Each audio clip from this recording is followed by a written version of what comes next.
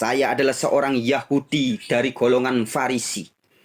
Saya seorang ahli Taurat. Saya dihormati oleh banyak orang di bangsa Yahudi. Dan karena saya sangat dihormati, saya juga bisa memiliki dua kewarganegaraan, yaitu warga negara Romawi.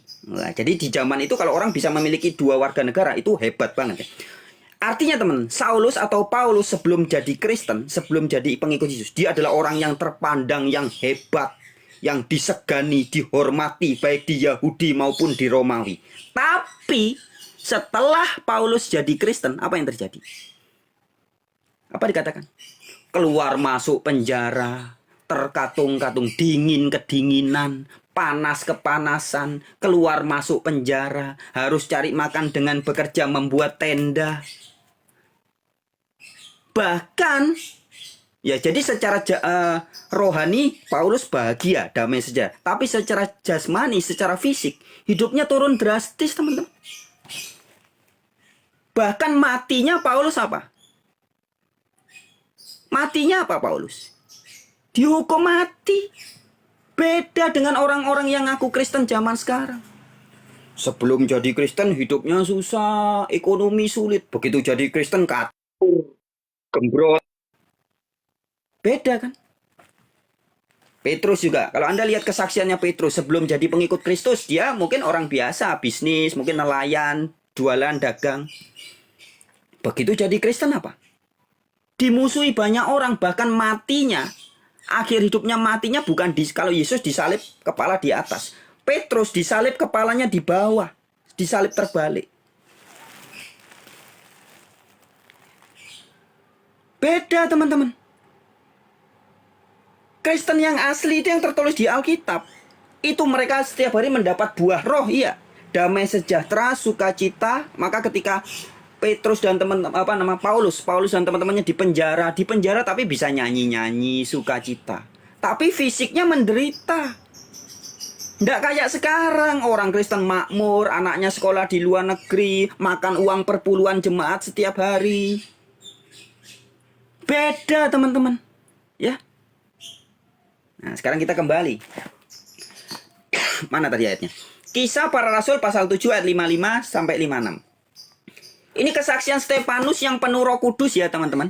Bukan Stefanus pendetanya GBI, pendetanya gereja Advent, gerejanya ini, gereja itu, Romo Stefanus, Pastor Stefanus, bukan.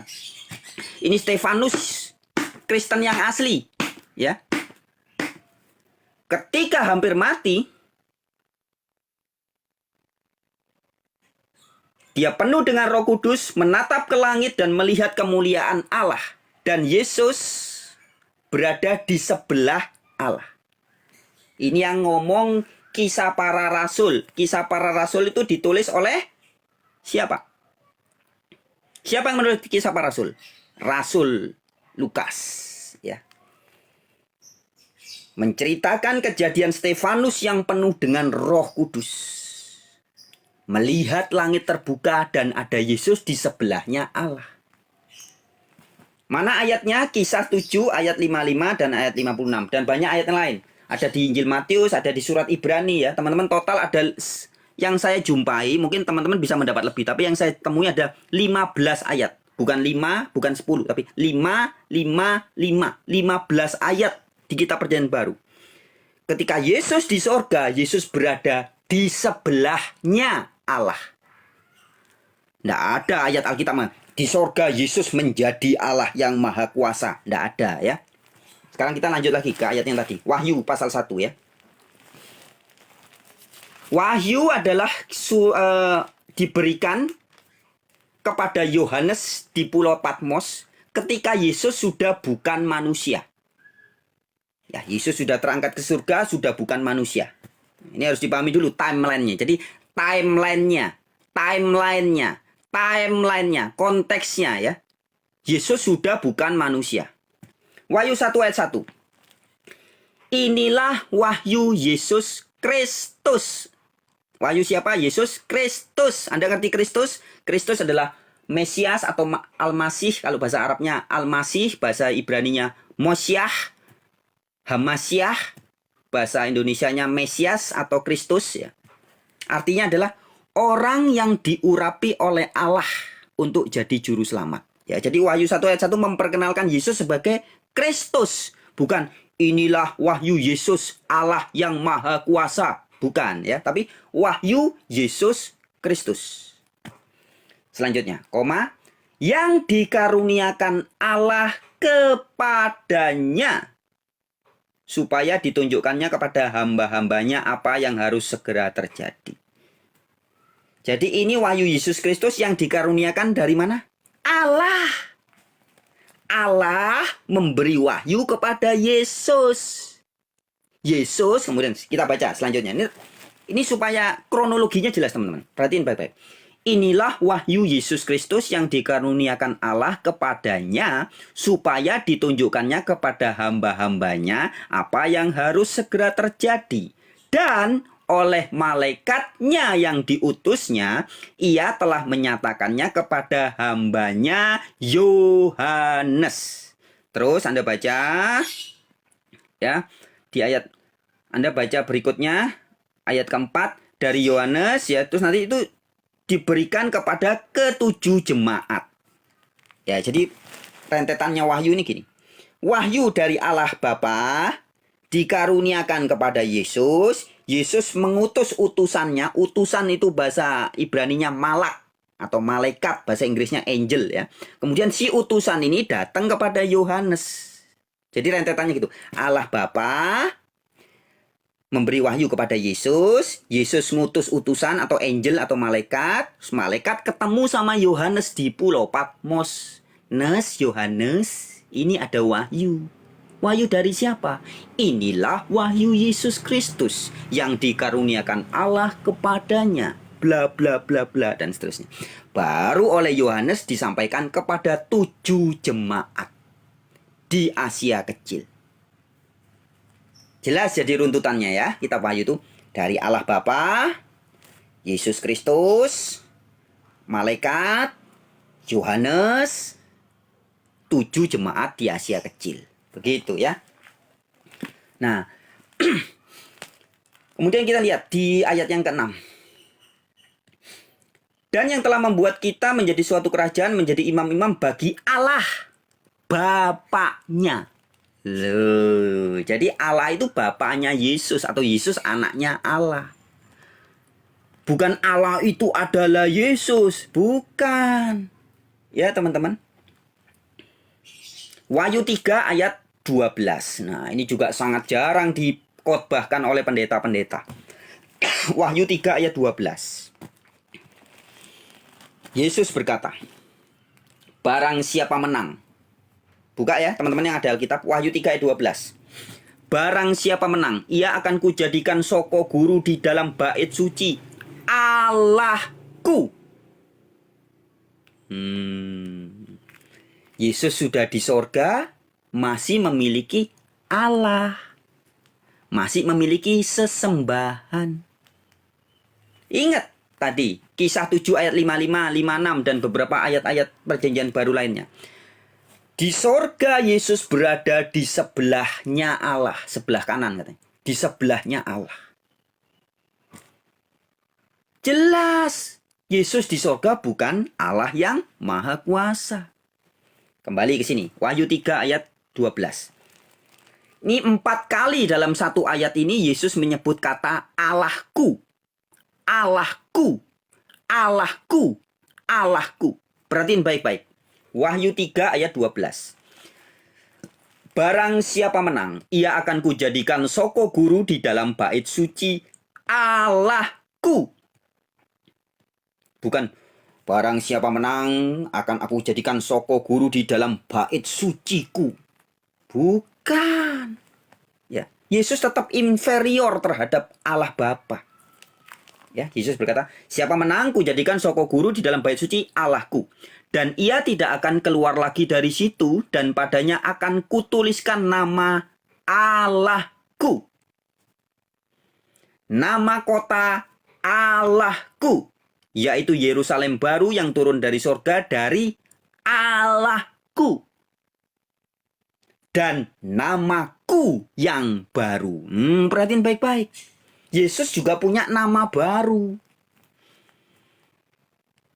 Ya, Yesus di sorga itu punya nama baru. Bukan lagi Yesus putra Maria, Isa binti Maryam. Bukan gitu lagi. Bukan lagi dia bergelar singa, the Lion of Judah, singa dari suku Yehuda. Ya. Tapi Yesus punya nama yang baru. Bagaimana itu? Kita belum tahu, tapi kita diberitahu. 1 Yohanes 4, surat Yohanes yang pertama.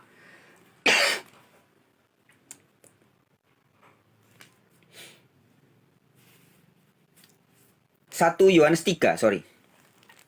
Surat Yohanes yang pertama, pasal yang ketiga. Ya, 1 Yohanes 3. Surat Yohanes yang pertama, pasal yang ketiga. Ayat 1-2 saya bacakan ya. Lihatlah betapa besarnya kasih yang dikaruniakan Bapa kepada kita, sehingga kita disebut anak-anak Allah. Nah, jadi anak Allah bukan cuma Yesus ya. Murid-murid Yesus, pengikut-pengikut Yesus yang setia juga disebut anak-anak Allah. Dan memang, ini perhatiin baik-baik. Dan memang kita adalah anak-anak Allah. Karena itu dunia tidak mengenal kita, sebab dunia tidak mengenal Dia. Ayat 2. Saudara-saudaraku yang kekasih, sekarang kita adalah anak-anak Allah. Jadi Yohanes di surat 1 Yohanes 3 ini mengatakan ya, di zamannya berkata sekarang, saudara-saudara, sekarang, bukan nanti, suatu hari nanti, atau nanti kalau sudah di sorga, bukan ya, tapi Yohanes bilang sekarang kita adalah anak-anak Allah. Tetapi belum nyata apa keadaan kita kelak. Akan tetapi kita tahu bahwa apabila Kristus menyatakan dirinya, kita akan menjadi sama seperti Dia. Sebab kita akan melihat Dia dalam keadaannya yang sebenarnya. Nah, ya. Jadi Kristen-Kristen yang asli, atau pengikut-pengikut Yesus yang asli, atau murid-murid Yesus yang asli, Anda semua akan menjadi sama seperti Yesus. Siapa yang bilang? Bukan bacot congornya Frans Donald, bukan. Yang bilang adalah 1 Yohanes pasal 3 ayat 2. Siapapun orang yang betul-betul sama seperti Yesus menjadi anak-anak Allah akan menjadi sama seperti Yesus. Nah, Yesus di sorga mendapat nama yang baru. Nanti Anda dan saya, kalau kita juga ketemu Yesus sungguhan, kita juga akan menjadi sama seperti Yesus dan mendapat nama-nama yang baru juga. Ya. Nah, jadi teman-teman, hubungan antara Yesus dengan kita itu saudara, teman-teman. Bukan Allah dengan sesembahan, bukan. Tapi kakak dengan adik. Ibrani 1 ayat Ibrani 2. Ibrani 2 ayat 11 dan 12. Ibrani 2 ayat 11 dan 12. Perhatiin, ini ayat ini sangat kabar baik kalau kita baca teliti ya. Perhatiin baik-baik. Kalau Anda betul-betul percaya ayat ini, wah, Anda akan semangat hidup nih setiap hari. Karena sadar siapa jati diri Anda dan saya. Perhatiin baik-baik. Ibrani 2 ayat 11. Sebab Ia yang menguduskan, ini Yesus ya. Sebab Yesus yang menguduskan dan mereka yang dikuduskan. Mereka adalah murid-murid Yesus ya. Mereka semua berasal dari satu ya. Jadi Yesus yang menguduskan maupun murid-murid yang dikuduskan. Mereka, jadi artinya Yesus dan para murid berasal dari satu. Itulah sebabnya Ia tidak malu menyebut mereka saudara. Ya, jadi Anda dan saya dan Yesus iku asale podo. Because of that, mergo iku Yesus gak isin nyeluk awake dhewe iki sedulur kabeh. Dulur-dulurku kabeh. Yesus tidak malu menyebut kita saudara. Kenapa? Karena betul-betul berasal dari satu. Yesus berasal dari Allah, kita juga berasal dari Allah. Bukan Yesus berasal dari Allah, kita berasal dari Maerot. Bukan, teman-teman. Nah, setiap orang yang paham dan sadar, bukan cuma tahu ya, kok tahu itu kan hanya pengetahuan intelektual, tidur hilang. Tapi kalau sadar dan paham itu beda. Orang yang paham bahwa diri Anda dan saya ini berasal dari Allah, sama seperti Yesus yang berasal dari Allah. Kita hidup setiap hari itu akan lebih banyak sukacita, teman. Nggak takut mati, nggak takut sakit, dan tidak pernah merasa kehilangan apa-apa. Kayak saya sekarang.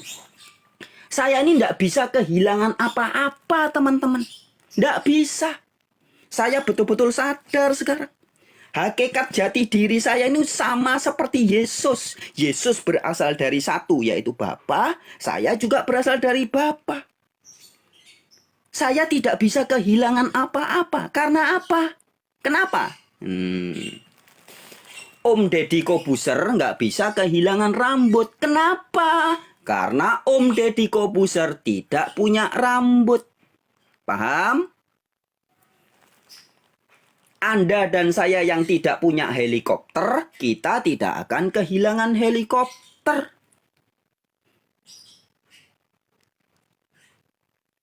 Bisa ditangkap? Belum ditangkap? Oke, tak cetok no ya, terus terang. Saya, teman-teman, Frans Donald, seorang, apa ini sebenarnya bukan seorang. Sperma dari bapak, cerot, ketemu ovumnya ibu saya. Kemudian jadi jigot, jadi janin, diberi makan dari 4 unsur alam ya. Dari tanah, air, udara, api yang ada di padi-padian, di sayur mayur, buah-buahan, di daging ikan dan sebagainya. Kemudian menjelma menjadi 7 unsur ini. Darah, daging, tulang, sumsum, kulit, otot, dan rambut ini. Kemudian diberi nama Franciscus Donald Ignatius yang kemudian menjadi ini. Ini bukan milik saya, teman-teman. Saya ini tidak punya apa-apa. Nah, karena saya tidak punya apa-apa, saya tidak bakal kehilangan apa-apa. Terasa beneran, teman-teman. Rambut di atas kepala saya sampai ujung kuku kaki saya bukan milik saya.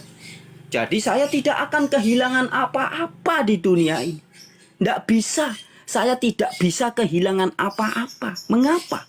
Karena saya tidak punya apa-apa. Semuanya adalah milik Sang Maha Pencipta. Kalau bahasa Arabnya, inna lillahi wa inna ilaihi roji'un.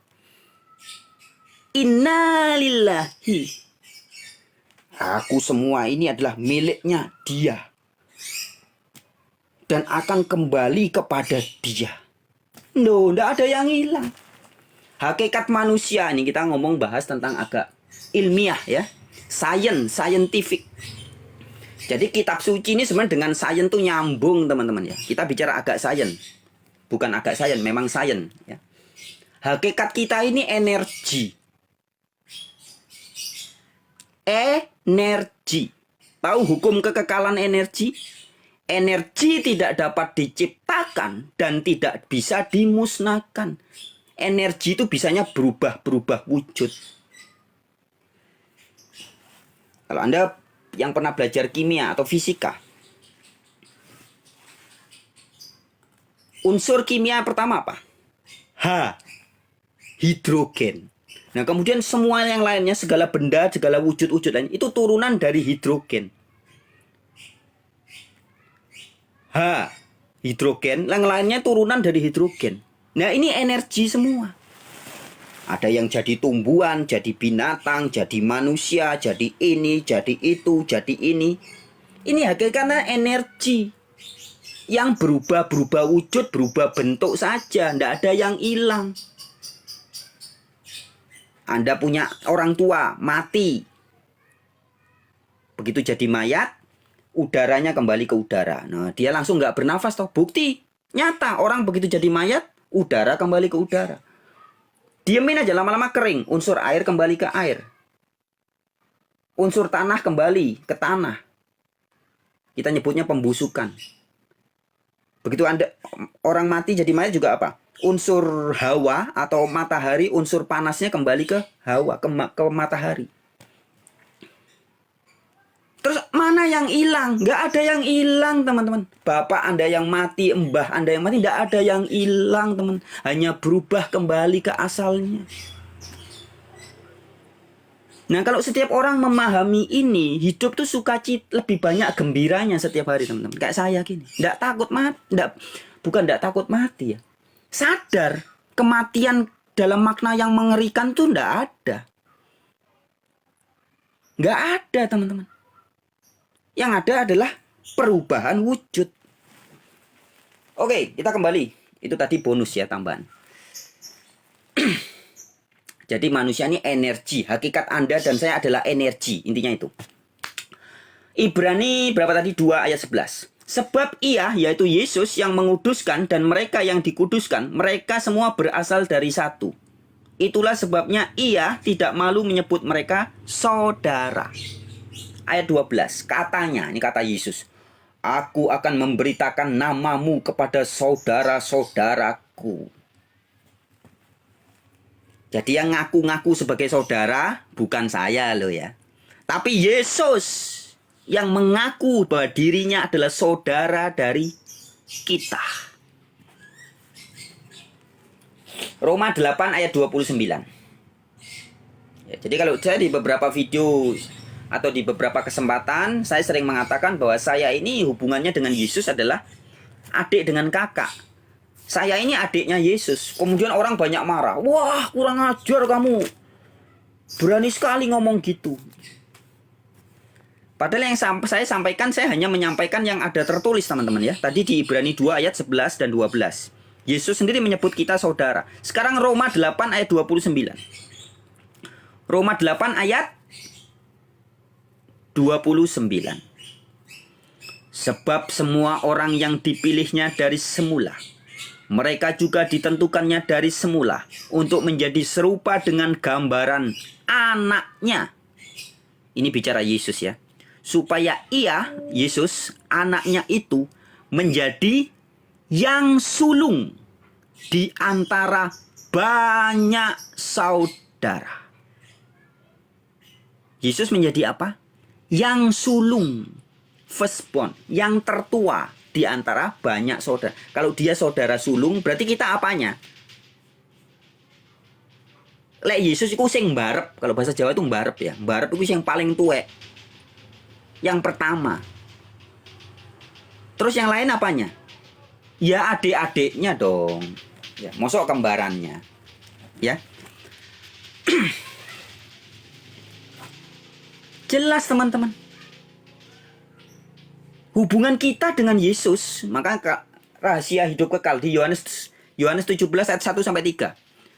Inilah hidup yang kekal itu, yaitu mereka mengenal Engkau. Yesus menunjuk kepada Bapa ya dalam doanya Yesus.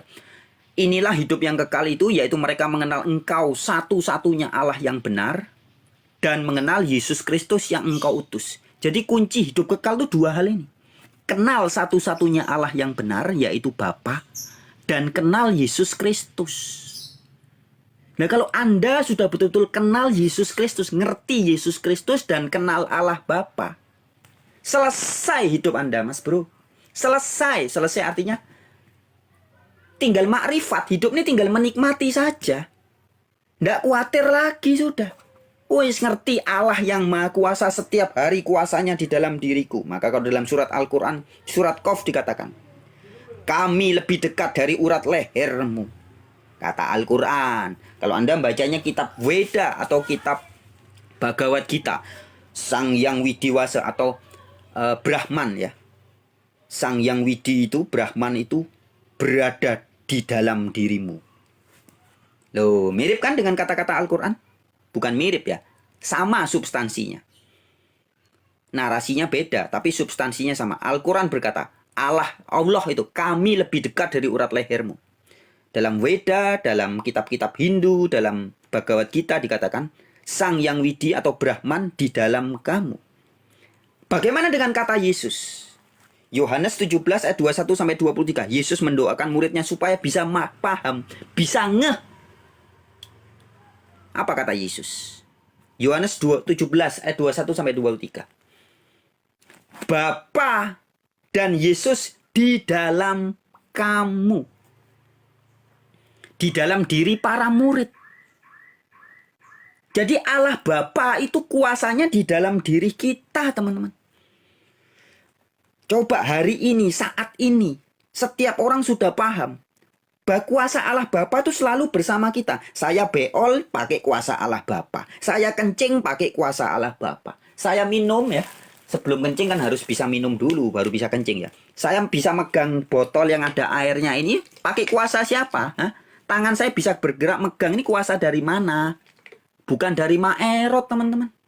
Ini kuasa Allah Bapa. Yang kuasanya nyata di dalam diri saya. Buktinya jantung saya bisa berdenyut, berdetak, memompa darah, memberi energi kepada tangan, bisa memegang. Sebelum jantung berdetak ada nafas. Siapa yang memberi saya nafas? Itu kuasa Allah Bapa. Kemudian saya bisa megang ini, dipegang ada rasanya. Baru dipegang sudah ada rasa, di tangan ada rasa, di pikiran ada rasa. Coba diminum.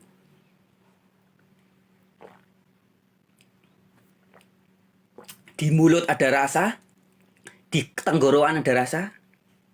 Kemudian nanti jadi energi, bisa buat jalan, buat lari-lari, buat berenang, buat surfing. Ada rasanya semua. Beberapa jam harus kencing kembali lagi. Ada rasanya lagi. Semua ini kan terjadi karena semata-mata kuasa Allah Bapa, teman-teman. Kurang jelas apa? Ini baru cerita tentang air diminum sampai kencing ya. Belum lagi kita cerita makan, berpikir, membuat ini, membuat itu. Ini semua yang kita pakai adalah kuasa Allah yang sangat nyata di dalam diri kita. Yang tidak pernah meninggalkan kita. Makan, beol, minum, kencing, berpikir, melihat, mendengar, tidur, wik. Anda yang punya pasangan mau wik. Penis Anda bisa ngaceng, vagina Anda bisa merasakan nikmat. Semua itu kan kuasa dari Allah Bapa yang sangat nyata. Yang ada di dalam diri kita, teman-teman. Nah kalau kita setiap saat sadar itu, terus kita khawatir apalagi, nanti saya mati mau kemana? Wes nggak usah mikir, teman-teman. Nggak usah khawatir besok mau makan atau mau sudah mati, mau jadi mayat, mau mayatnya dikasih makan ke anjing atau mau di ngaben itu dikremasi atau mau dikubur. Sudah nggak khawatir, teman-teman. Kalau sadar hakikat diri ini adalah energi. Nggak khawatir. Nah, ya. Lanjut lagi. Kembali ke tema. Temanya apa tadi? Jesus Christ is a mediator. Ya, jadi Yesus Kristus adalah seorang mediator. That has been misunderstood by a lot of people. Ya. Yang sering atau yang digagal pahami atau yang disalahpahami oleh banyak orang. Saking hebatnya Yesus diceritakan di Alkitab. Anda kan tidak pernah ketemu Yesus secara pribadi yang anaknya Maria yang lahir jadi bayi, oek di Bethlehem, kemudian tumbuh di Nazaret itu kan. Kan kita semua tidak pernah ketemu langsung. Kita cuma dengar dari katanya, ceritanya Alkitab. Menurut Injil Matius, menurut Injil Markus, menurut Injil Lukas, menurut Injil Yohanes, menurut kisah para rasul, menurut nubuatan Nabi Mika di Perjanjian Lama, menurut kitab Wahyu, menurut tulisan-tulisan Paulus, kan itu kulaan jare kabeh toh ya. Kulaan jare kalau orang Jawa bilang. Modalnya cuman katanya, ceritanya. Ya kan? Anda ngomong soal Yesus kan cuma katanya, ceritanya. Nah, tapi katanya dan ceritanya menjadi salah paham. Kalau Anda membacanya tidak teliti dan tidak dituntun oleh cahaya ilahi atau Nur Muhammad atau Roh Kudus. Jelas Alkitab berkata, Yesus adalah perantara.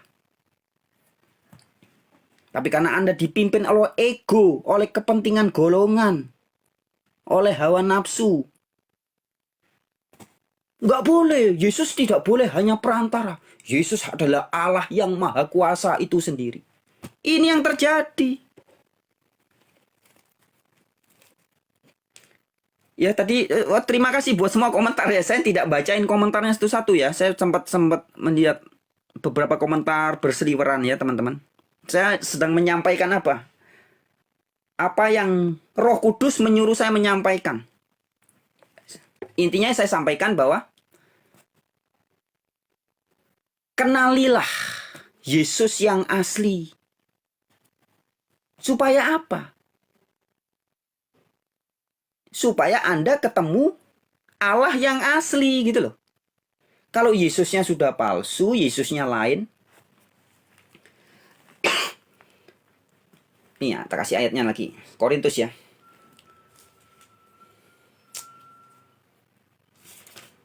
Korintus 14 tuh. Yesus yang lain ya.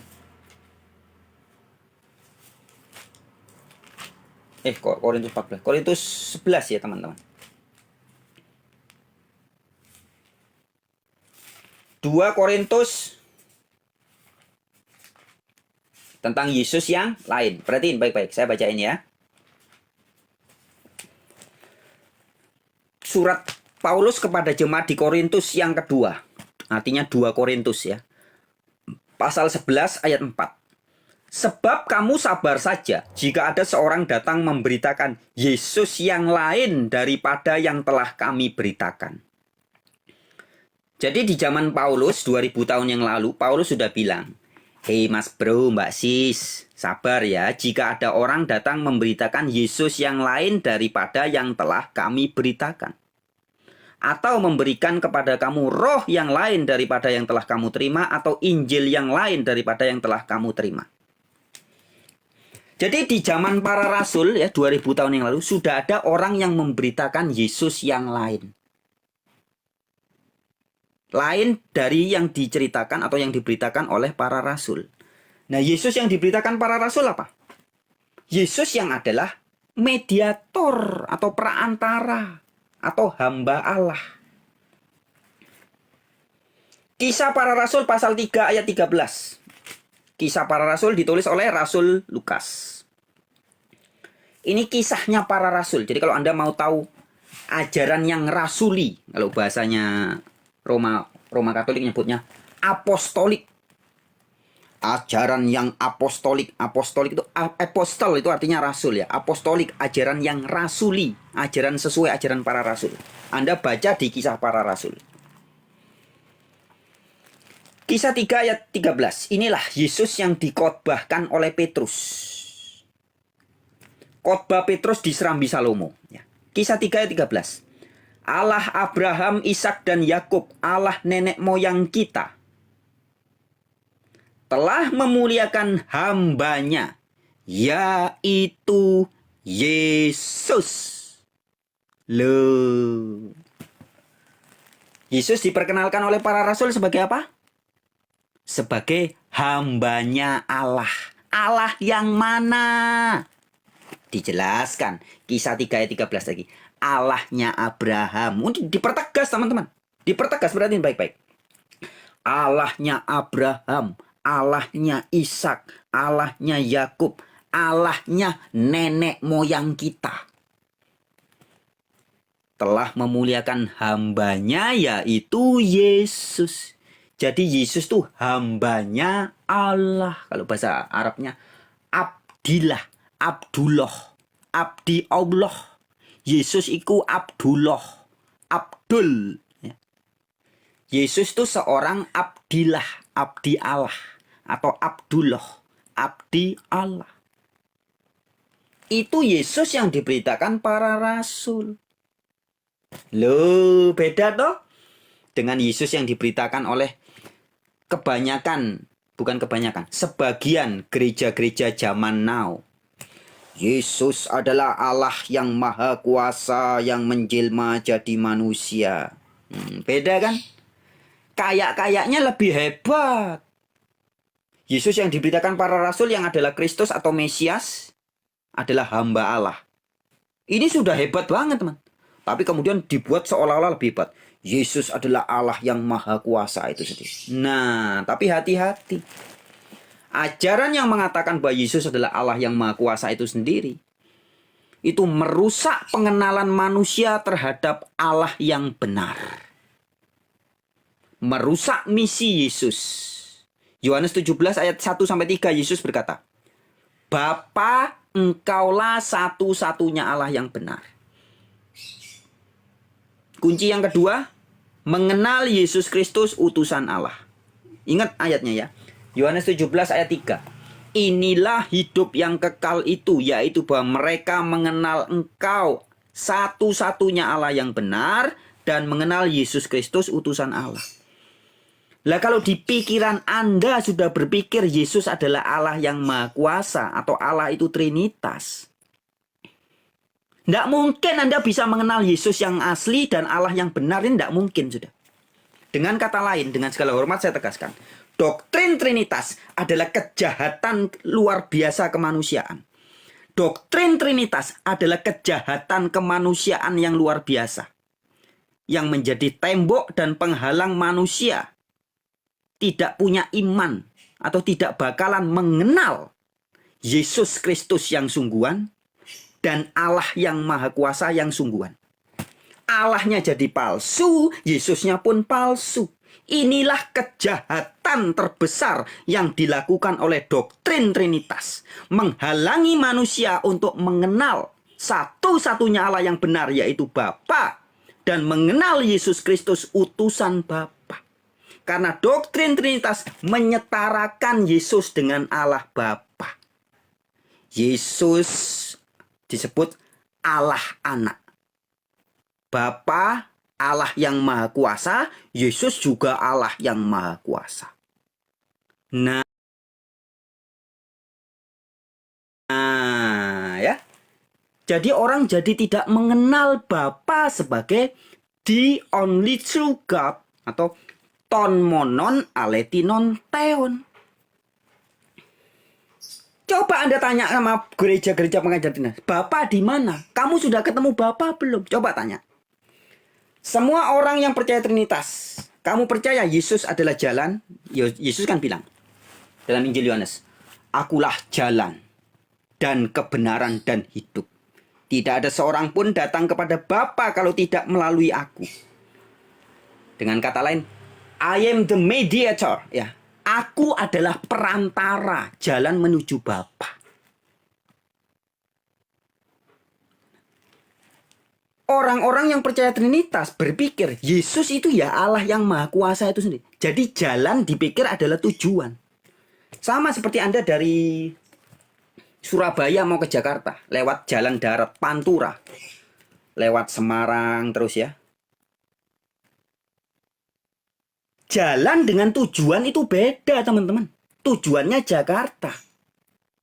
Pantura itu jalannya. Lah kalau Anda menyamakan antara jalan dengan tujuan, ya Anda pasti tersesat. Baru nyampe Jombang, sudah berpikir, wah sudah sampai Jakarta. Oh ini toh Jakarta. Oh Jakarta kayak gini. Baru sampai di Pati, sampai di Semarang. Oh ini Jakarta. Oh Jakarta. Padahal itu jalan menuju Jakarta. Yesus itu jalan. Akulah jalan, kata Yesus. Bukan akulah tujuan. Bukan. Yesus jalan menuju Bapa. Nah, maka saya tanya sama orang-orang yang ngaku ngikut Yesus. Kamu ikut Yesus berapa lama? 3 tahun. Sudah ketemu Allah Bapa? Belum. Kapan ketemu Allah Bapa? Nanti kalau sudah mati di surga. Tanya sama Pak Pendeta. Pak Pen atau Bu Pendeta. Bu Pen. Berapa tahun jadi pengikut Yesus? Saya ikut Yesus sudah 50 tahun. Wih, 50 tahun ikut Yesus, bener? Betul. Setiap hari saya berdoa kepada Yesus. Saya bahkan bisa membuat mujizat dalam nama Yesus. 50 tahun saya ikut Yesus. Saya tanya, sudah ketemu Allah Bapa belum? Ya belum dong. Nanti ketemu Allah Bapa kalau sudah mati. Loh, ada orang ngaku ikut Yesus bukan sebulan 2 bulan, teman-teman. Ada yang 3 tahun, 5 tahun, 7 tahun, 10 tahun, bahkan 50 tahun ikut Yesus menjalan.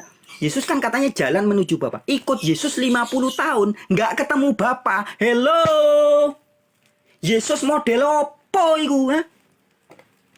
Anda yang ngaku Yesus lebih dari 5 tahun ikut Yesus ndak ketemu Bapak. Saya mau tanya, iku Yesus model opo?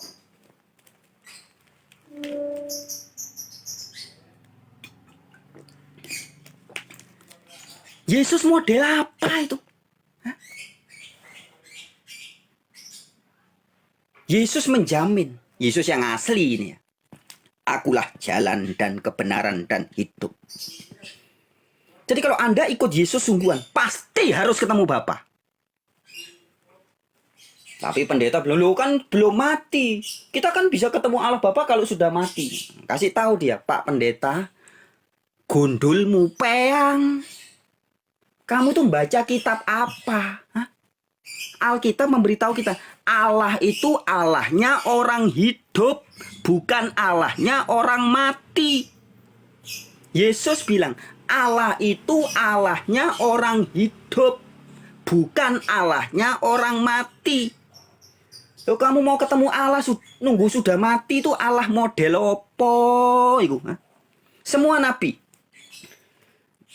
teman-teman kita yang muslim, Nabi Muhammad, teman-teman kita yang lain, Nabi Musa, Yesaya, Yehezkiel, Yeremia, semua itu ketemu Sang Pencipta itu saat hidup, bukan saat sudah mati.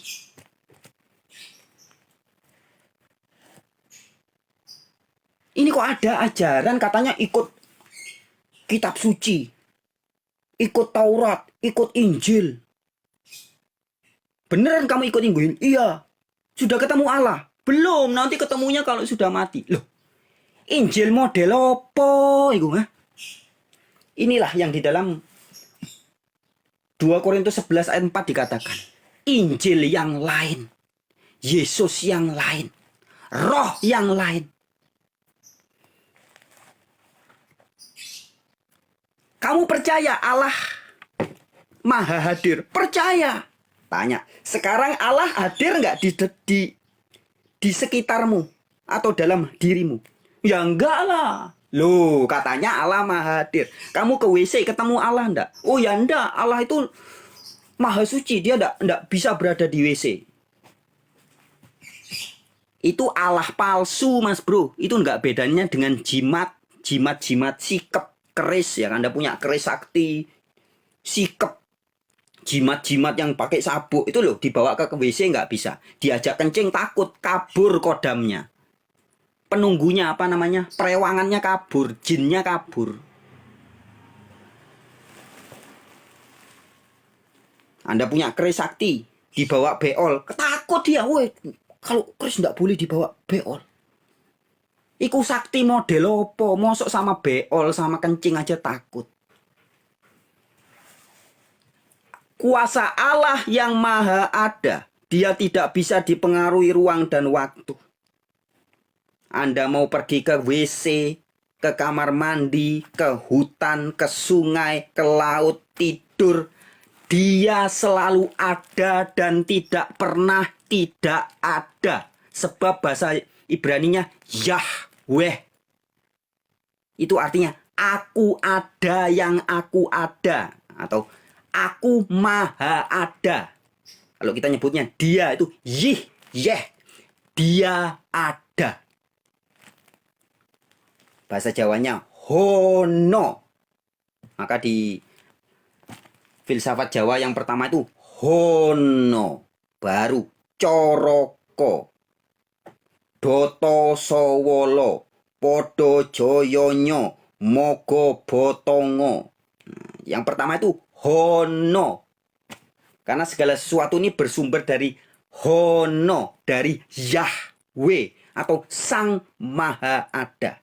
Nah, kalau Anda percaya dia Maha Ada, saya tanya, sekarang teman-teman mendengarkan saya live, dia ada enggak? Anda merasakan hadiratnya enggak? Ayo, Silakan dijawab sendiri. Mosok Anda ke WC dia ndak ada. Adanya cuman kalau ke masjid, kalau ke pura, kalau ke vihara, kalau ke gedung gereja baru ada. Iku Allah model apa? Hah? Hah? Saya ke WC, Allah saya selalu ada bersama saya. Ini asli. Bahkan saya kalau diajak misalkan harus ke tempat diskotik yang menurut kata orang tempat haram, tempat pelacuran, lokalisasi. Sang Maha Ada tetap bersama saya. Sang Allah tidak ada di lokalisasi. Itu Allah palsu, teman-teman.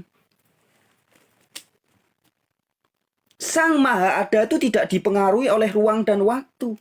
Dia selalu ada dan tidak pernah tidak ada. Maka di Al-Quran itu ada ayat yang bagus. Kemanapun kamu memalingkan wajahmu, di situ dia ada. Jadi gini, ini wajah kan. Saya ngelihat ke sini, dia ada. Ada. Ini kan energi. Semua ini energi ini adalah hakikat diri dia. Kemudian saya rubah sudutnya satu derajat. Sini ada. Sini ada. Wah, terus ada terus. Sampai muter sini ada terus. Saya lihat ke bawah ada. Agak ke sini ada. Sini ada. Ini apa ada? Maha ada.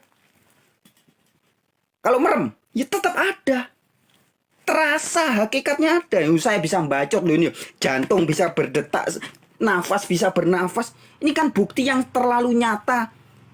Kuasanya selalu ada bersama-sama saya. Loh, jadi Mas Frans sudah ketemu Allah Bapa? Ya sudahlah.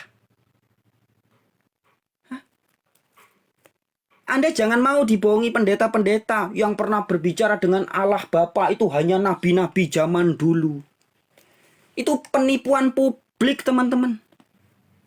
Allah Bapa itu Maha Ada. Sekarang saya harus bisa komunikasi langsung dengan Allah Bapa. Karena dia Maha Ada. Harus bisa. Kalau tidak bisa berarti dia tidak Maha Ada.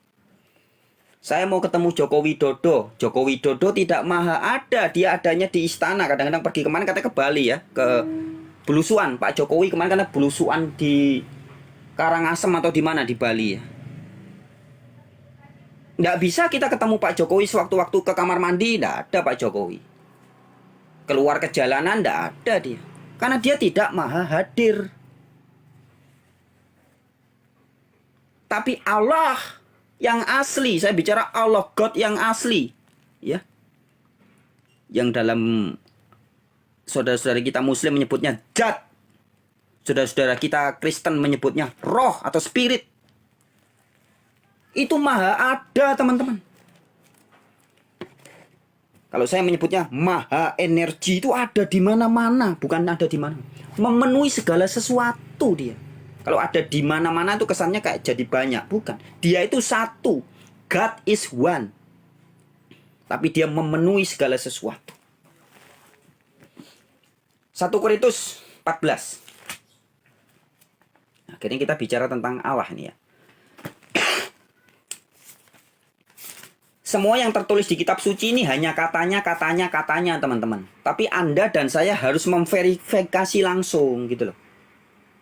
Ini contoh ya, saya kasih contoh ini. Katanya.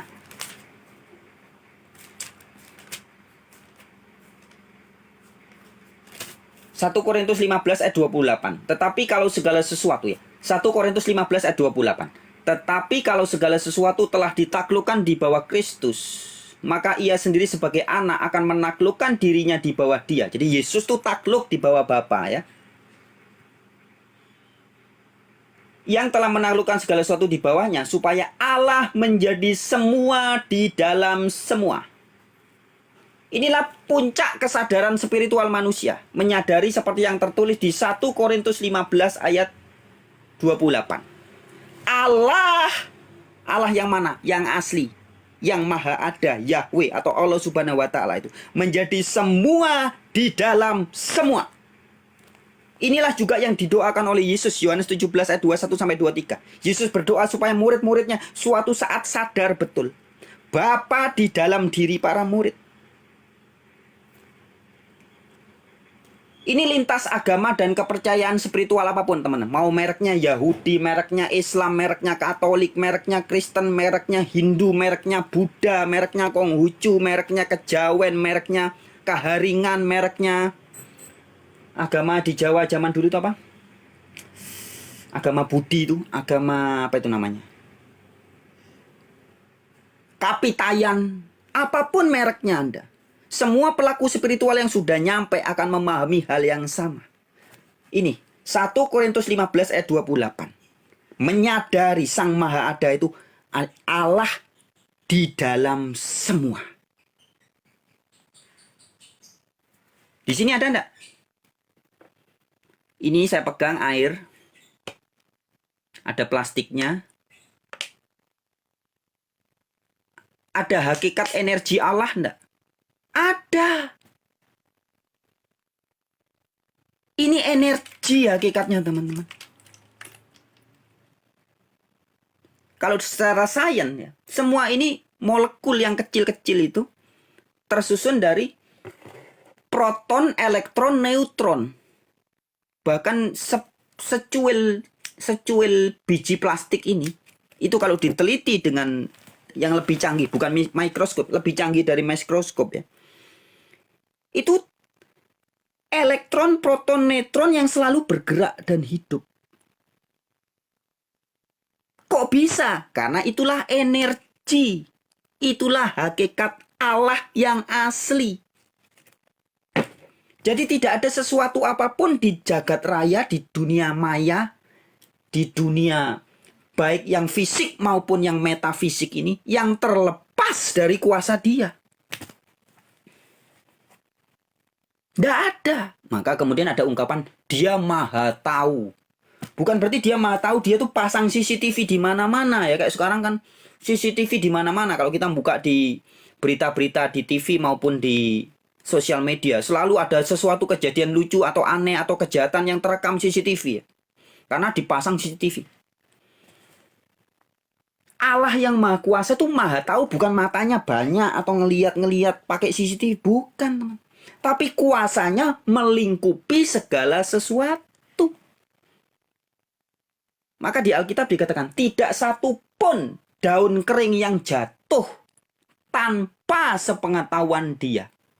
Daun kering ya di hutan, di pelosok hutan, nun jauh di sana, tidak ada orangnya. Yang ada cuma binatang-binatang. Nggak penting banget. Bagi kita manusia kebanyakan kan nggak penting banget. Di tengah hutan, nun jauh di sana, di Kalimantan mungkin ya.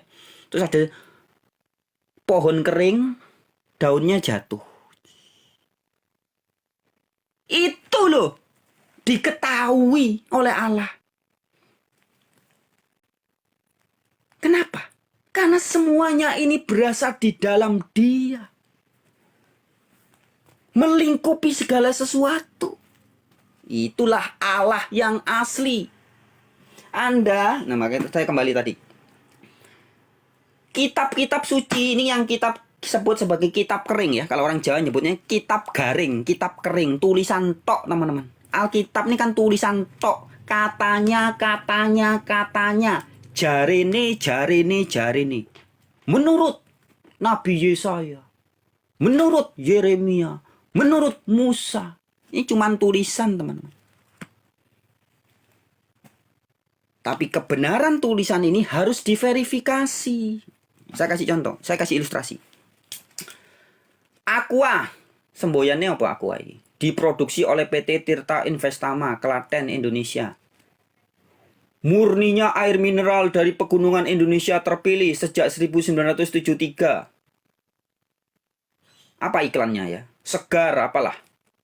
Segar, menyehatkan, begitu ya. Ini kan katanya, teman-teman. Nah, Anda harus verifikasi. Beli betul-betul Aqua, buka, minum sendiri dengan, rasakan sendiri dengan perangkat tubuh Anda. Mulut, tenggorokan, rasaan.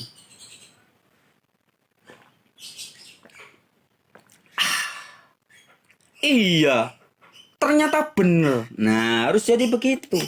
Apa yang ada tertulis, informasi yang diberikan, harus sampai menjadi kenyataan. Alkitab berkata, Al-Quran berkata, kitab-kitab suci yang lain, Weda, Tripitaka, Bhagavad Gita, dan lain berkata, Sang Pencipta atau Allah itu maha ada. Anda bisa merasakan enggak? Bisa merasakan enggak? Kalau enggak ya jadi dongeng. Tadi barusan ada yang lewat komentar, buku-buku dongeng Tempo dulu. Jadi dongeng ini. Kalau Anda tidak bisa merasakan dan mengalami sendiri, Allah maha baik. Ayo, contoh. Allah maha baik. Anda sudah merasakan belum?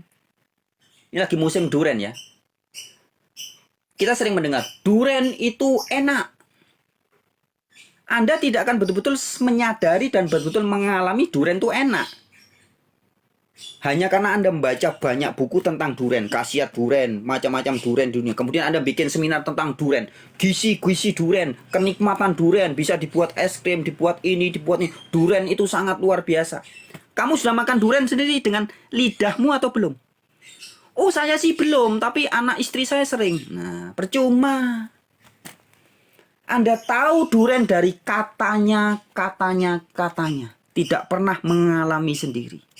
Nah, hari ini banyak orang koar-koar tentang Sang Maha Ada, Sang Pencipta, Allah Bapa, Allah Subhanahu wa Ta'ala, Sang Yang Widiwasa, Tien, apa meneh? Bahasa Jawa, Tan Keno Kiniro Kinoyo Ngopo ya.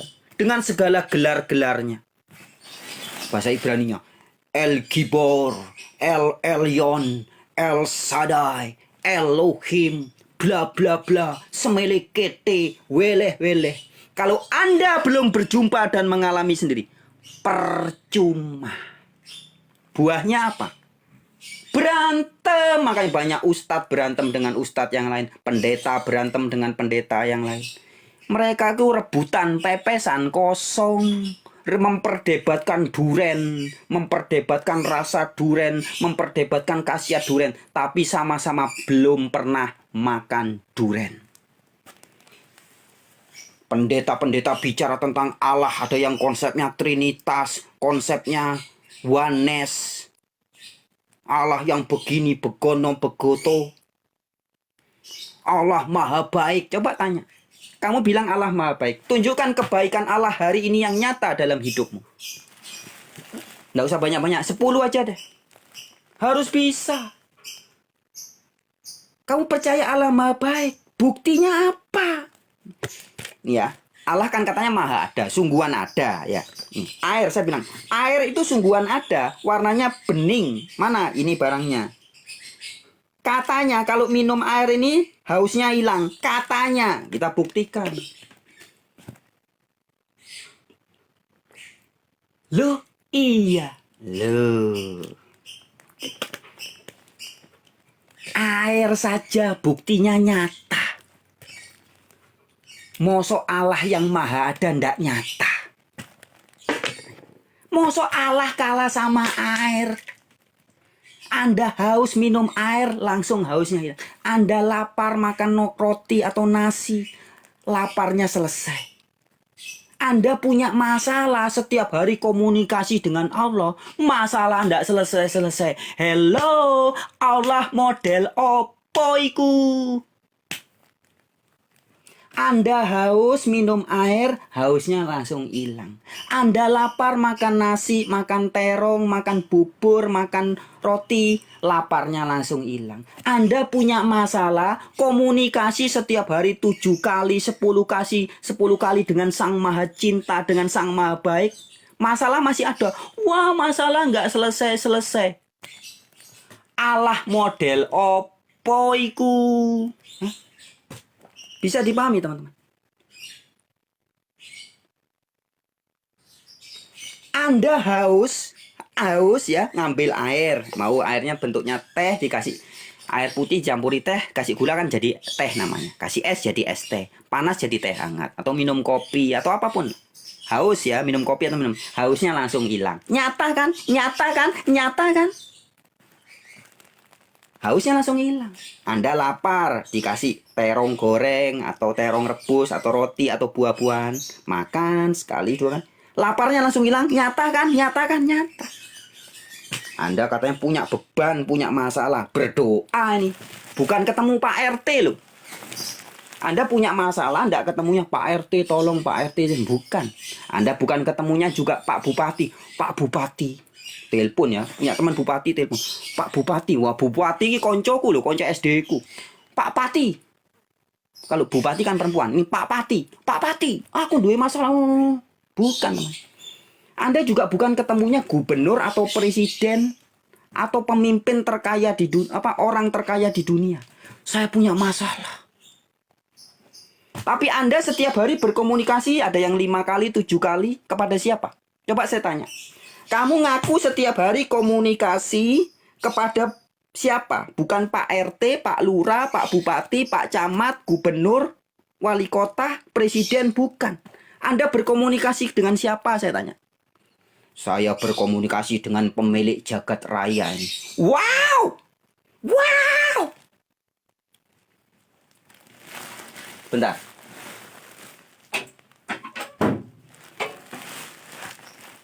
Khusus buat Anda ini ya teman-teman. Yang ngaku setiap hari komunikasi lebih dari sekali dengan pemilik jagat raya.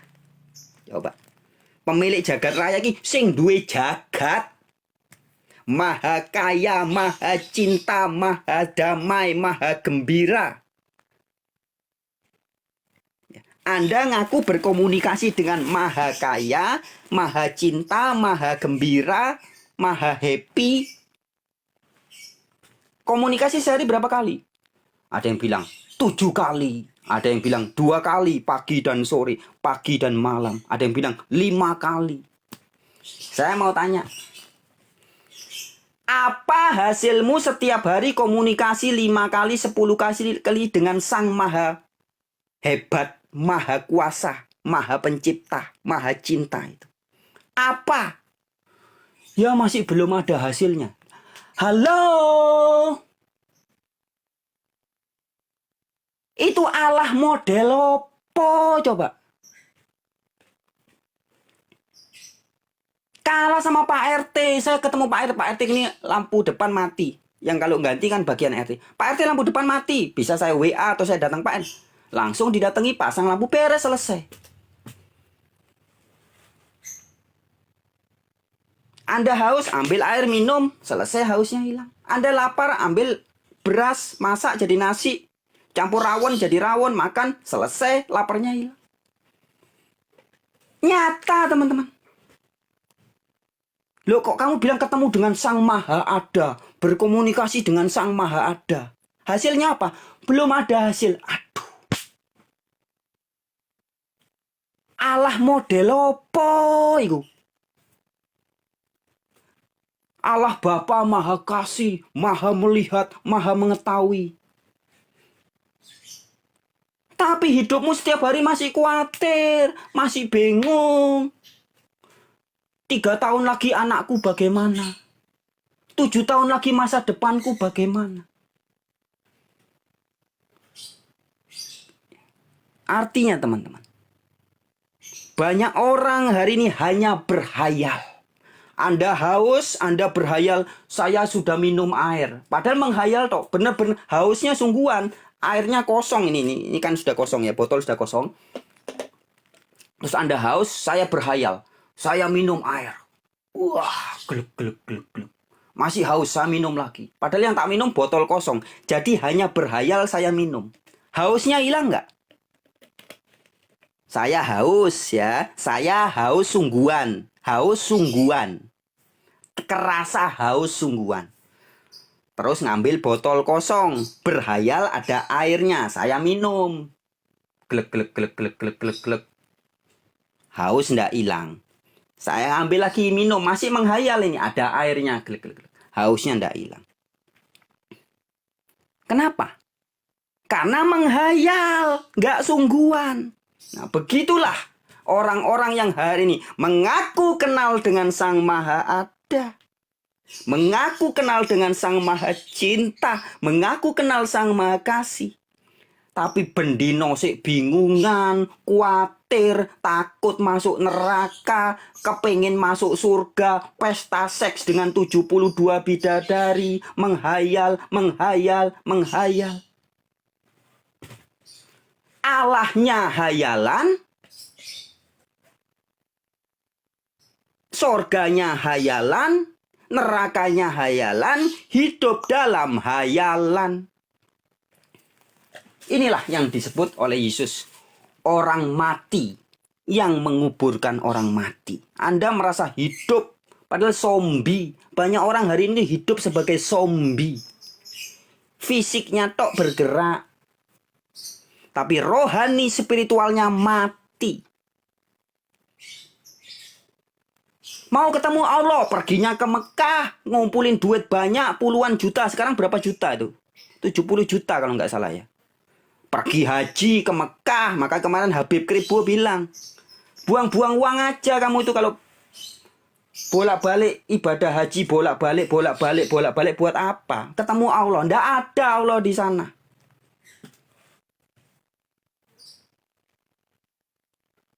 Mau ketemu Allah kok pergi ke Mekah, harus syaratnya pakai ngebisin uang banyak. Iku Allah model opo coba? Al-Quran berkata, kami lebih dekat dari urat lehermu. Maka di dalam hadis Nabi Muhammad ada kisahnya juga.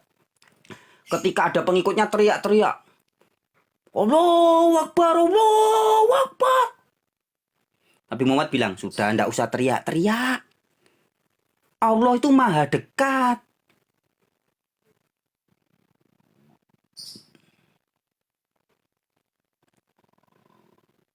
Mosok mau ketemu Allah harus pergi ke Ibrani, pergi ke Israel.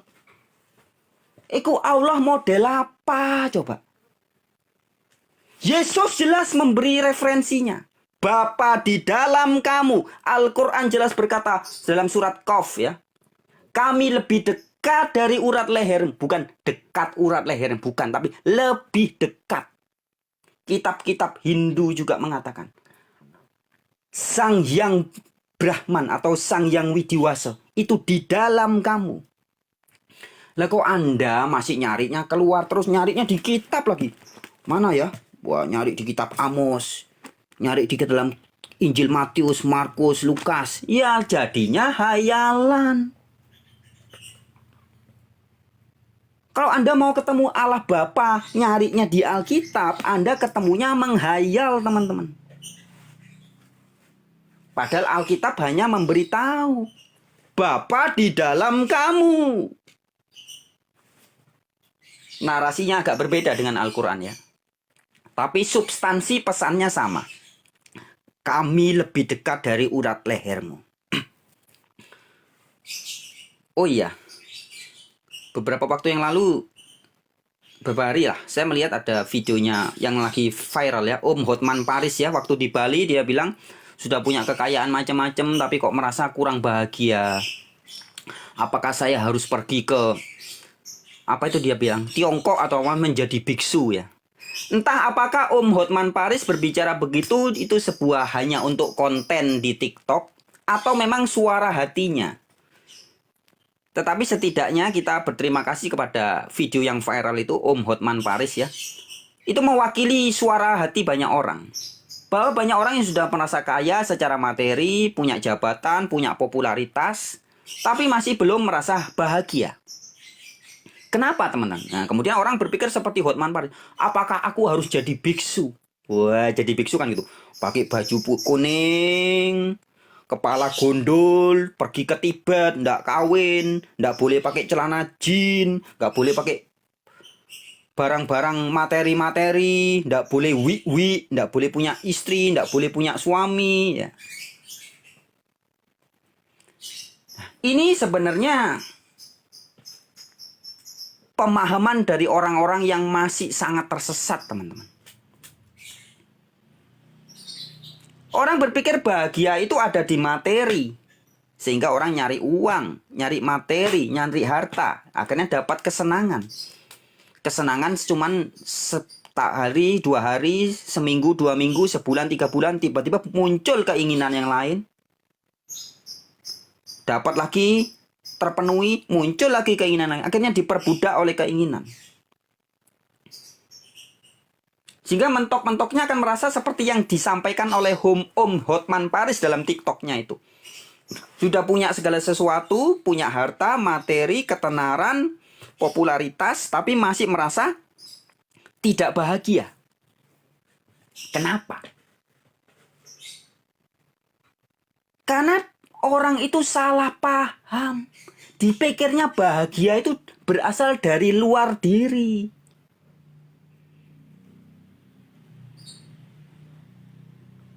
Padahal segalanya itu berasal dari dalam, teman-teman. Maka Yesus bilang dalam Injil Markus 7. Ketika bicara tentang dosa. Dari dalam dirimu muncul segala hawa nafsu, iri hati, pikiran jahat, ini. Dari dalam. Nah, begitupun aliran air hidup atau kebahagiaan itu dari dalam, teman-teman. Mengapa dari dalam? Karena Yesus berkata, Allah atau Bapa itu di dalam dirimu, bukan di luar. Al-Quran sudah bilang Allah Subhanahu wa Ta'ala itu lebih dekat dari urat lehermu. Jadi semua pelaku agama yang serius, semua pelaku spiritual yang serius mesti sama dengan yang saya sampaikan ini. Tahu sumber segala sesuatu di dalam diri. Bukan di luar. Kebahagiaan tuh di dalam. Kalau Anda sudah sumbernya, bahagianya di dalam.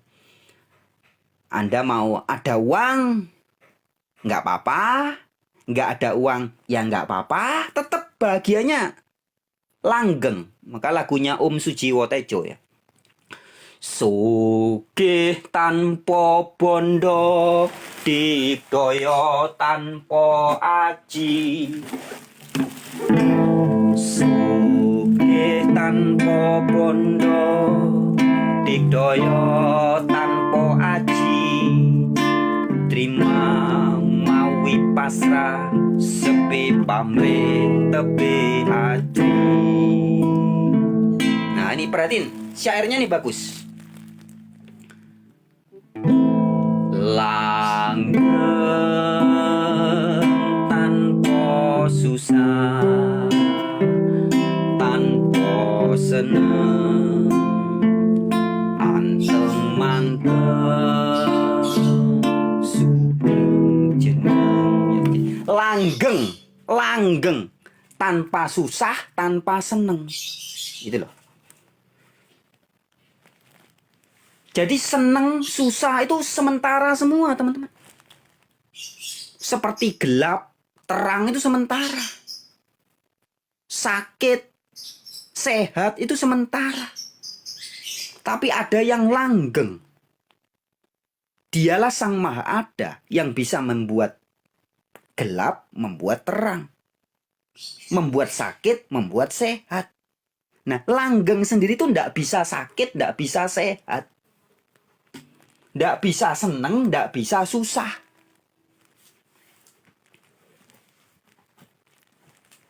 Ini lebih dari sorga, teman-teman. Hakikat kita yang substansi ya teman. Itu tidak bisa susah, tidak bisa seneng. Susah dan seneng itu hanya ranahnya ego. Halusinasi, ilusi. Hakikat kita tidak bisa mati. Tidak bisa lah. Mati itu kan lawan katanya lahir ya. Mati bukan hidup ya. Hidup itu tidak ada lawan katanya.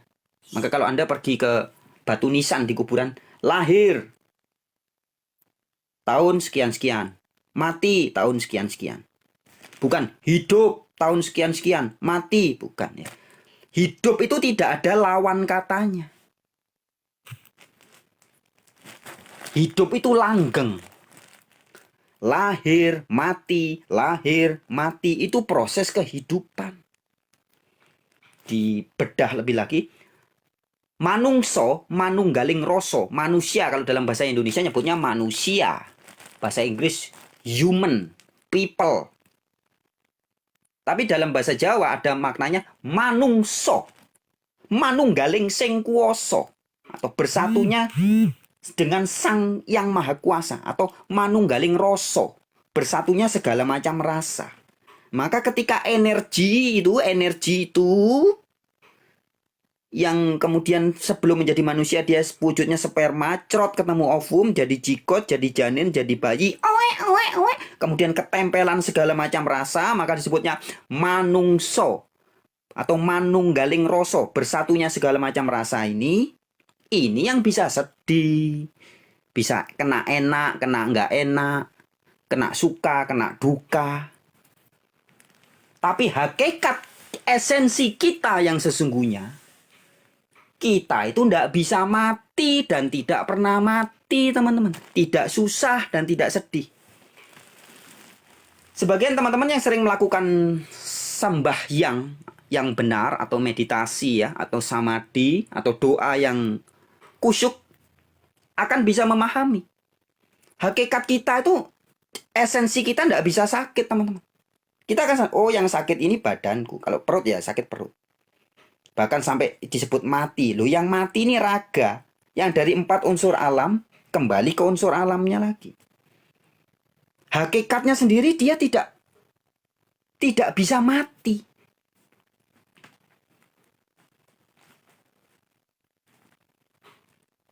Ya.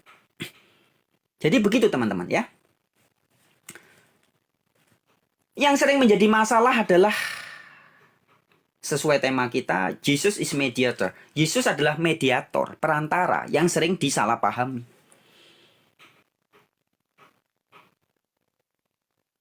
Kalau Anda berpikir Yesus adalah Allah yang Maha Kuasa yang menjelma jadi manusia, Anda tidak akan pernah mengenal Allah yang asli. Yohanes 17 ayat 3. Inilah hidup yang kekal itu, yaitu bahwa mereka mengenal Engkau satu-satunya Allah yang benar dan Yesus Kristus yang Engkau utus. Jadi kunci hidup kekal 2 menurut Yesus ya. Kita bicara menurut Yesus. Kunci hidup kekal ada 2. Mengenal Bapa satu-satunya Allah yang benar. Mengenal Yesus Kristus utusan Allah. Yesus bilang, akulah jalan. Nah, kalau Anda betul-betul menjalani jalan Yesus, ada banyak jalan ya. Salah satunya jalan Yesus. Kalau Anda betul-betul mengikuti jalan Yesus, harus ketemu Bapa. Saya tegaskan teman-teman. Siapapun Anda yang ngaku pengikut Yesus, Anda ikut Yesus jangan lama-lama, setahun, 2 tahun. Sebenarnya tidak usah lama-lama ya. Saya jamin hitungan bulan. 3 bulan aja Anda ikut Yesus, benar-benar ikut Yesus. Kata-kata Yesus Anda ikuti. Yesus bilang, barang siapa mau mengikut aku harus melepaskan segala sesuatu. Lepaskan egomu, lepaskan nama baik, harga diri, jabatan, popularitas. Segala hal duniawi kamu lepaskan. Ikutlah aku. Ikuti betul-betul. Datangi anak yatim. Beri ibadah yang sejati adalah mengunjungi janda-janda tua dan anak-anak yatim. Jangan ibadah hari Minggu nyanyi-nyanyi. Apa iku ibadah kaya ono? Ibadahmu di mana? Oh, hari Minggu di gereja ini. Apa iku? Ibadah yang sejati baca di surat Yakobus. Memberi makan anak-anak miskin, orang-orang miskin. Lakukan 3 bulan. Persis seperti perintah Yesus. Saya jamin, pasti Anda ketemu Bapa. Kalau enggak, berarti Yesusmu palsu. Ada ngaku ikut Yesus 1 tahun, 2 tahun, 3 tahun, 10 tahun, 50 tahun. Sudah ketemu Bapa? Belum. Nanti ketemu Allah kalau sudah mati. Hei! Allah model apa itu ketemunya kalau sudah mati? Alkitab berkata Allah adalah Allahnya orang hidup, bukan Allahnya orang mati. Semua pastor, pendeta, romo yang mengatakan kamu ketemu Allah kalau sudah mati, itu ajaran palsu.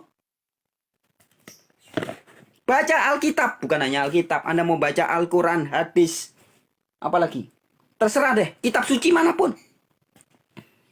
Ketemu penguasa pencipta langit bumi ini kapan? Hah? Nabi Musa berbicara dengan Allah ketika Nabi Musa sudah mati. Enggak.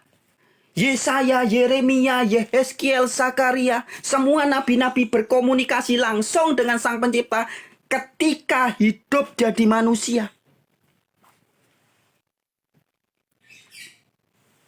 Nabi Muhammad berkomunikasi dengan Allah Subhanahu wa taala ketika jadi manusia. Katanya kan begitu. Yesus setiap hari berkomunikasi dengan Sang Pencipta saat jadi manusia. Lah kok tiba-tiba sekarang ada ajaran katanya ngikuti ajaran Yesus, ngikuti Bible. Tapi ketemu Allahnya nanti kalau sudah mati. Hello. Yesus yang mana yang ngajarin kamu begitu? Ketemu Allah Bapa nanti kalau sudah mati, sudah jadi mayat. Kamu tidur aja lo sudah tidak tahu apa-apa. Kamu tidur nyenyak, tidak tahu apa-apa. Lagi mati itu saraf-saraf sudah putus. Kok berhayal, berhalusinasi mau ketemu Sang Pencipta setelah jadi mayat tuh gimana ceritanya? Allah itu Allahnya orang hidup, bukan Allahnya orang mati. Allah yang asli ya. Kita sampaikan Allah yang asli. Yang bahasa Ibraninya Yahweh. Atau Hashem sang nama. YHWH. Yahweh. Aku ada yang aku ada. Atau bahasa gampangnya Sang Maha Ada. Jadi sekarang ada. Ini loh buktinya Yahweh ada loh ini. Saya bisa gerak-gerak. Mata Anda bisa ngelihat saya. Kurang jelas apa ini yang menggerakkan siapa ini? Semua ini detak jantung saya yang memberi energi tangan saya, pikiran saya bisa berpikir, mata melihat, telinga mendengar. Bisa bernafas. Ini dari mana? Anda menghayalnya terlalu jauh. Allah itu nun jauh di sana, bentuknya kayak bapak tua janggutan. Kan begitu. Baru Anda baca kitab Wahyu. Ini kan ada banyak perumpamaan-perumpamaan. Yang lanjut usianya. Wah, Anda mikir Allah sudah tua banget. Rambutnya putih semua panjang. Padahal jelas dikatakan. Kalau dalam bahasa Arabnya disebut Allah Subhanahu wa taala itu zat. Ngerti zat? Alkitab mengatakan roh, spirit. Roh.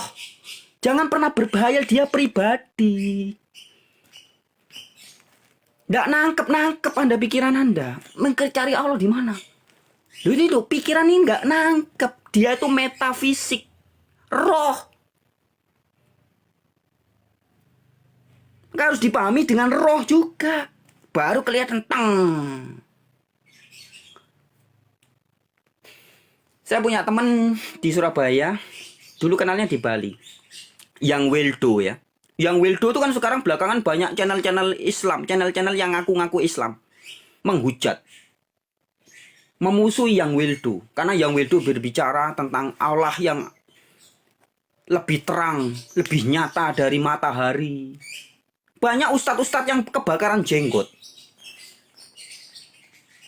Loh, padahal betul yang dibilang Yang Wildo itu. Lah ini kalau mendung matahari lo tidak kelihatan. Allah Subhanahu wa taala atau Allah Bapa. Itu Anda mau merem, Anda buta, tidak punya mata, itu lo kelihatan. Terlalu terang benderang, lebih terang dari matahari. Bagi orang-orang yang sudah ketemu, yang sudah memahami hakikatnya. Tapi bagi orang yang menghayal, jadi orang yang menghayal itu saya sering kasih ilustrasi gini teman-teman. Seperti ikan di akuarium ya, dari kecil dia lahir di akuarium, dari bayi, dari netes telurnya di akuarium. Dia hidup sampai tua di akuarium, mungkin 10 tahun gitu di akuarium ya. Kemudian akuarium air laut ini. Kemudian diambilkan ikan dari laut, dimasukkan ke situ. Ini hanya ilustrasi teman ya, analogi teman-teman. Kemudian ikan ini berkomunikasi, ngobrol-ngobrol. Yang dari laut dia cerita ada tempat namanya laut. Wah enak begini. Di laut tuh begini. Nah kemudian si ikan yang dari lahir ini di akuarium, dari netes di akuarium, dia menghayal tentang laut, tentang samudra. Menurut teman saya samudra begini. Laut itu begini. Laut itu ada karangnya, wah dia menghayal tentang karang, tentang apa namanya, pasir, tentang di akuarium kan tidak dikasih karang, tidak dikasih pasir ya. Dia menghayal tentang karang, tentang pasir, begini, begini, begini, begini. Sampai suatu saat sama yang punya kedua ikan itu, yang satu lahir dari di akuarium, yang satu dari laut, dikembalikan ke laut dua-dua. Lah, terus yang ikan dari laut bilang inilah laut. Terus yang dari kecil netes di akuarium dia ngomong, "Loh, ini bukan laut, ini bukan samudra, ini air." Yang dari laut dia bilang, "Loh, ya inilah samudra yang luas, inilah laut." Yang di akuarium bilang, "Loh, bukan begitu, laut tuh enggak boleh begini, ini air." Loh, laut tuh ya ada airnya. Enggak begitu. Pokoknya laut itu bukan begini. Bisa dipahami, teman-teman? Lah, kadang manusia itu kebanyakan begitu. Dari bayi ngek lahir tidak tahu yang namanya Allah Subhanahu wa Ta'ala. Terus diceritain sama Pak Ustadz, ulama, pendeta, pastor, romo. Kemudian menghayal sosok Allah Bapa sesuai dengan hayalannya masing-masing. Kemudian berhalusinasi akan ketemu dengan Sang Pencipta tuh nanti kalau sudah mati, sudah jadi mayat. Ini yang sering terjadi. Padahal setiap saat, bahkan bukan setiap saat, setiap saat, setiap detik, hakikatnya dia selalu ada. Dia itu maha ada. Kata kuncinya, teman, dia itu maha ada. Artinya, atau kalau mau diurai, didefinisikan benar, dia tidak pernah tidak ada. Anda mau tidur, Anda mau melek, Anda jalan, dia selalu ada. Hadir. Camkanlah itu. Nah, caranya gimana, Mas Fran? Saya juga tidak serta-merta dulu ya. Saya tidak serta-merta tiba-tiba langsung tahu, enggak ya. Tapi proses, teman-teman, maka perlu namanya laku spiritual. Kata kuncinya Al-Quran. Anda yang percaya Al-Quran, kata kuncinya Allah Subhanahu wa Ta'ala lebih dekat dari urat leher. Itu kata kuncinya. Pahami dulu. Alkitab, Bapa di dalam kamu. Itu kata kuncinya. Kalau Anda Hindu atau Kejawen atau apa, baca kitab-kitab Jawa juga. Sang Yang Widiwasa atau Brahman di dalam kamu. Itu kata kuncinya. Nah, sekarang cari caranya sampai Anda merasakan. Nah, salah satu penghalang utama yang membuat orang, bukan sebagian, 100% orang tidak bisa mengalami dan merasakan hakikatnya adalah ego. Ego ini tembok besar atau jurang pemisah manusia dengan Sang Pencipta. Hancurkan ego Anda. Caranya bagaimana? Anda bisa cari sendiri caranya nanti. Ada banyak ya. Kalau tanya sama saya ya, perbanyak meditasi ke dalam diri. Bagus Anda baca Al-Quran, Alkitab, Al-ini, Al-itu, Taurat, Injil, bagus. Tapi lebih bagus Anda itu ngaji, bukan baca kitab-kitab kering. Tapi ngaji, bacalah alam semesta. Ikro, bacalah alam semesta. Dan alam semesta yang adalah laboratorium yang sangat nyata itu diri Anda sendiri. Barang siapa yang mengenal dirinya, pasti mengenal penciptanya. Itu kata kuncinya. Penghalang utama adalah ego. Hancurkan ego Anda. Ego itu mana? Ini hidung saya. Berarti Anda masih ego. Bukan masih ego. Egonya masih besar. Ini rambut saya. Ini harga diri saya. Ini nama baik saya. Ini punya saya. Ini milik saya. Tidak bakal ketemu Anda dengan Sang Pencipta, teman. Makanya ajaran utama Islam itu adalah La ilaha illallah. Sama, Ibrani, Yahudi juga gitu. Jangan ada ilah lain selain Yahweh. Jadi akui dia sebagai penguasa tunggal dan pemilik tunggal. Jadi ketika Anda merasa, ini hidung saya, berarti Anda belum la ilaha illallah.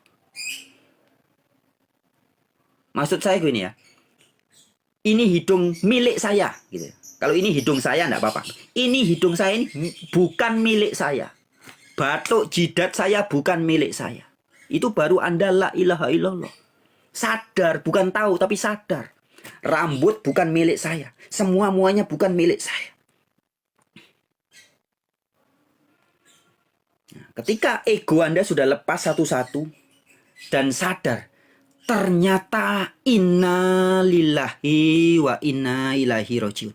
Ternyata saya tidak punya apa-apa sama sekali.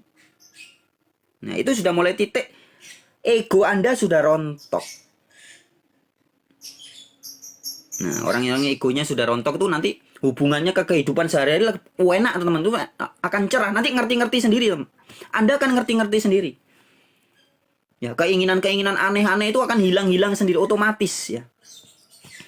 Nah, ketika sudah itu nanti Anda akan masuk dalam mulai kesadaran berubah, memandang dunia ini berubah. Amazing, teman-teman. Magic. Kalau saya magic dalam tanda kutip ya. Kesadaran Anda berubah. Anda sadar siapa diri Anda sebenarnya. Hono niro hono ingsun. Wujud iro wujud ingsun. Keberadaanku karena keberadaan Sang Maha Ada. Hakikatku adalah karena Dia. Hakikatku sendiri sesungguhnya tidak ada. Yang ada hanya Dia. Itu tadi di dalam 1 Korintus 15 ayat 28. Itu puncak kesadaran manusia.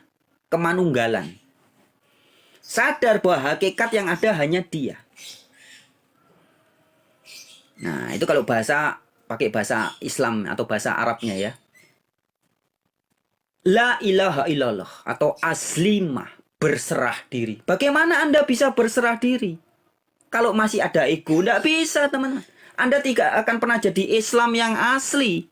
Kalau ego masih tebal, tidak mungkin.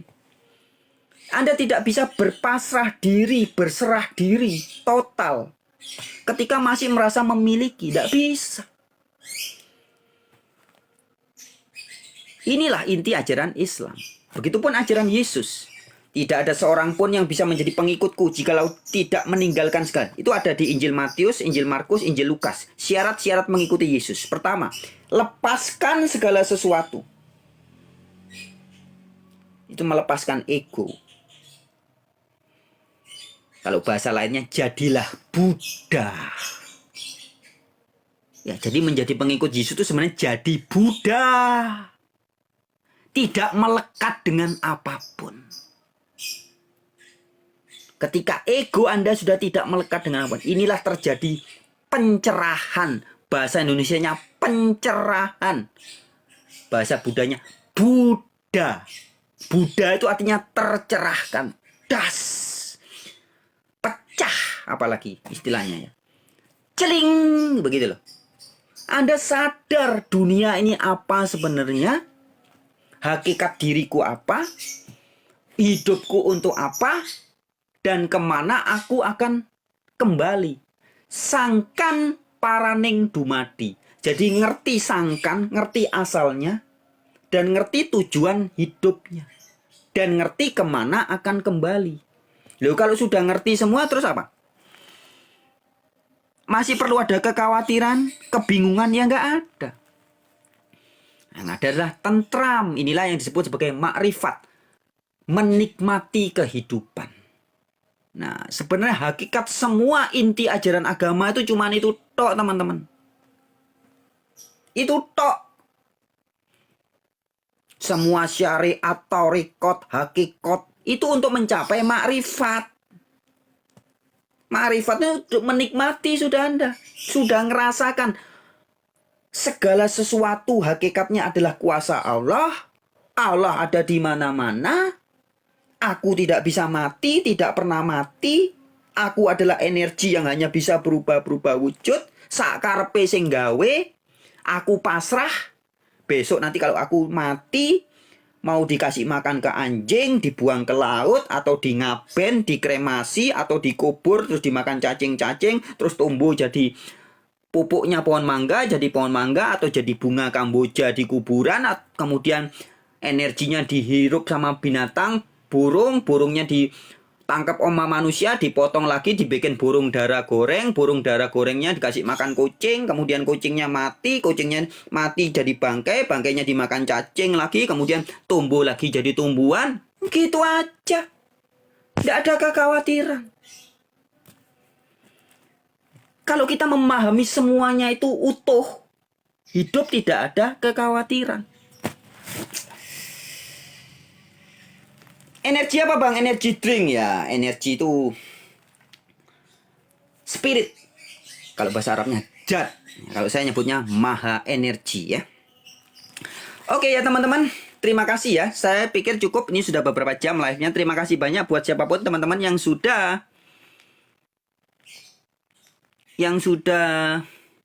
apa namanya? Pay attention dan juga sudah memperhatikan. Buat yang belum paham atau yang baru bergabung dan nggak nangkap apa yang saya sampaikan, ya wajar lah. Kalau Anda belum pernah makan scallop, tahu scallop? Scallop. Kalau orang pernah kerja di masakan Chinese, tahu scallop. Saya jelasin, ceritain tentang rasanya scallop 7 hari 7 malam, Anda nggak bakal paham. Tapi begitu Anda makan sekali saja, bahkan secuil saja, selesai sudah. Nggak perlu penjelasan apapun ya. Nah begitupun ketika kita bicara tentang Tuhan, tentang God, tentang Allah. Kalau orang belum pernah ketemu, belum pernah menyadari hakikat Allah, mau kamu baca kitab kuning, kitab biru, kitab hijau, kitab Bible, kitab apapun, bingung ketemunya. Paling banter menghayal, berhalusinasi. Allah maha baik, percaya. Setiap hari merasakan Allah maha baik nggak? Belum loh. Allah maha hadir. Setiap hari merasakan Allah maha hadir nggak? Belum loh. Masa Allahmu kalah sama air? Tadi saya sudah kasih contoh ya. Anda haus, minum air putih, hausnya langsung hilang. Nyata. Anda lapar, makan nasi, makan buah, makan sayur, atau makan roti, laparnya langsung hilang, langsung nyata. Anda komunikasi, berdoa dengan Sang Maha Ada, Sang Maha Cinta, Sang Maha Baik. Setiap hari komunikasi, doanya berapa kali? Ada yang 3 kali, ada yang 2 kali, ada yang 5 kali, ada yang 7 kali, ada yang 10 kali. Habis komunikasi dengan Sang Maha Ada, hasilnya apa? Oh, belum ada hasil. Aduh. Tepok jidat deh. Berarti Anda berkomunikasi dengan hayalanmu sendiri. Kali lagi. Sang Maha Ada itu yang menciptakan air. Dia tidak mungkin kalah sama air. Anda haus, minum air, hausnya langsung hilang. Nyata. Anda lapar, rasa laparnya kan nyata. Ya, nyata. Makan buah, sayur, apalagi daging dan sebagainya. Laparnya langsung hilang. Nyata. Anda punya kakak atau punya pacar atau punya suami, punya istri. Lagi di kantor atau di mana sekarang di sebelah Anda. Mau ngobrol, komunikasi sama bapak, ibu, pacar, suami, istri, anak, selingkuhan dan sebagainya. Coba telepon sekarang. Ada suaranya nyata. Ketemu. Saya tanya. Anda ketemu dengan Sang Maha Ada, itu lebih gampang atau lebih susah daripada ketemu dengan istri atau suami yang jadi TKW atau yang kerja di kantor, berangkat pagi pulang malam? Ya, suami istri ini atau pacaran, pasangan. Pagi istrinya berangkat ke kantor, suaminya ke kantor yang lain misalkan, atau kerja di rumah istrinya. Siang-siang kepengen ketemu, buka WA atau Telegram, video call. Halo Ceyeng, apa kabar Ceyeng? Itu kalau baru pacaran ya, atau baru nikah 1-2 tahun. Kalau sudah beberapa, Cok, gimana kabarmu anjir? Paling gitu ya. Komunikasi kan? Karena istri Anda, suami Anda, pacar Anda, teman Anda tidak maha ada. Sorenya pulang kerja baru ketemu. Nyata. Nah, sekarang saya tanya. Sang Maha Ada ini tidak terbatas ruang dan waktu. Lah bagaimana bisa Anda katanya berkomunikasi dengan Sang Maha Ada, Sang Maha Cinta, Sang Maha Baik. Tapi ketika berkomunikasi tidak mendapat apa-apa.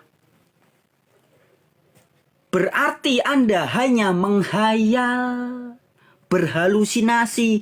Ada sesuatu yang namanya Allah Subhanahu wa Ta'ala. Ada sesuatu yang namanya Yahweh. Ada sesuatu yang namanya Bapa. Di mana? Di hayalanku. Inilah yang sering dialami banyak orang. Anda berdoa kepada hayalan Anda. Anda berkomunikasi sembahyang kepada hayalan Anda sendiri. Bahkan ketika Sang Maha Ada setiap hari memberikan hidayah. Sekali lagi ya teman-teman. Kadang orang bilang, semoga Mas Fran dapat hidayah. Semoga Mas Fran dapat hidayah. Nggak usah mendoakan saya dapat hidayah teman-teman. Hidayah itu setiap hari tercurah dalam hidup saya. Dan juga sebenarnya hidayah setiap hari tercurah dalam hidup Anda. Masalahnya orang banyak yang nggak sadar. Makalah, ikro, bacalah. Baca itu jangan mung kitab-kitab kering. Baca itu kitab basah alam semesta. Kejadian ini, bencana ini, COVID-19 ini. Semua ini firman, logos. Anda bisa bangun pagi, itu karena firman Allah yang nyata. Karena komunikasi langsung Sang Pencipta dengan diri kita. Melalui bahasa roh, bahasa rasa. Sehingga saya bisa bernafas, jantung berdenyut, tangan bergerak, kaki melangkah, mata melihat, telinga mendengar, mulut bacot. Ini kan karena ada komunikasi langsung tanpa perantara antara Sang Pencipta dengan manusia. Tapi masalahnya Anda atau banyak orang belum sadar. Kenapa nggak sadar? Karena Allahnya masih menghayal. Tuhannya hanya ada dalam hayalan. Ketika Tuhan yang asli setiap hari merangkul, memeluk Anda, memberi hidayah Anda nggak ngeh. Karena Tuhan harus menurut pikiran saya, Tuhan itu ketemunya nanti kalau saya sudah mati. Maka setiap saat dia begitu jelas, lebih jelas dari matahari. Nggak sadar. Ya, oke teman-teman, sekian dulu. Terima kasih sekali lagi buat semuanya. Sampai jumpa di live-live yang lain. Kalau saya masih jadi manusia. Siapa tahu ntar lagi kan saya mau pergi. Terus nanti sore sudah nggak jadi manusia. Oke, wabillahi taufik walhidayah. Wassalamualaikum warahmatullahi wabarakatuh. Elehim shalom. Rahayu, rahayu, rahayu. Om Santi, Santi, Santi. Namo Buddhaya.